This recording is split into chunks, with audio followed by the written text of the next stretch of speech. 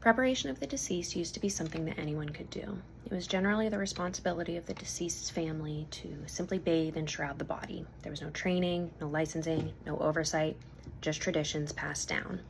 Embalming for anatomical purposes was already happening, but it wasn't until the late 1800s that embalming for funeral purposes became a recognized profession.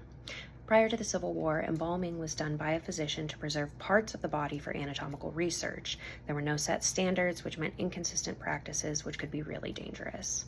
After the Civil War started in 1861, Dr. Thomas Holmes used his interest in embalming, his position in the military, and the arterial injection work of Jean Nicolas Ganel to develop his own techniques.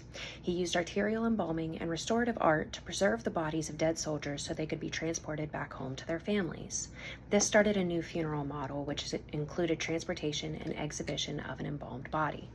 He trained embalming surgeons to use his processes throughout the war.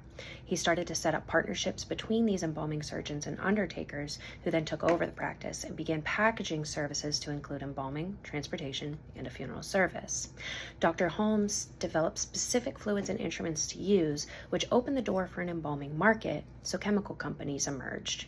These companies began to travel and offer courses on embalming and the chemicals, which led to diplomas and certificates, which opened the door to developing mortuary schools. Towards the end of the 1800s, states started to recognize embalming and funeral directing as an actual occupation with training from specialized schools. In 1881, a group of established morticians came together and enacted the first licensing rule, which required passing an exam before being able to embalm. In 1882, the National Funeral Directors Association was founded, who pushed for professional recognition and legitimacy. States began to require exams and licensure, which set the stage for standardized testing. It can be difficult to say which state was first, but Virginia passed one of the earliest laws in 1894. In 1882, the first mortuary school was founded by Joseph Henry Clark, the Cincinnati School of Embalming, which is now the Cincinnati College of Mortuary Science.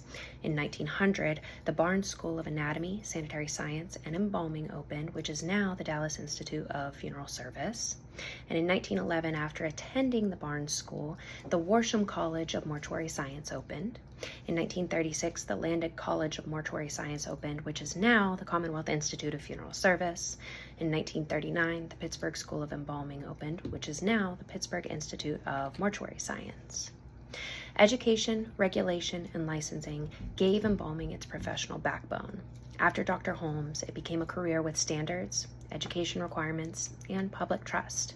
Embalming was the catalyst for modern-day funeral practices and gave the opportunity to bring comfort to families for one last peaceful viewing of their loved one.